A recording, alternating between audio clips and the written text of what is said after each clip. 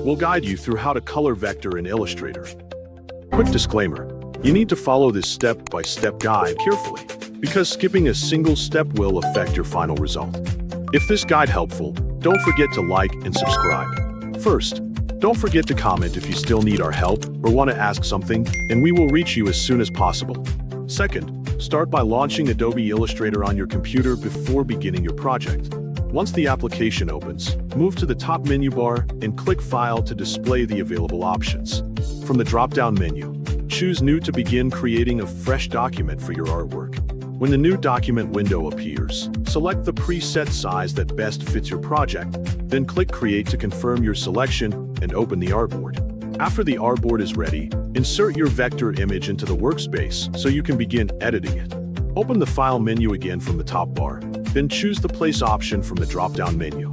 Browse through your folders, select the image you want to use, and confirm the selection. Place the image onto the artboard by left-clicking once inside the workspace area. After the image appears, adjust its size and position until it fits properly within the artboard. When everything looks correct, select the image and go to the Properties panel for the next step.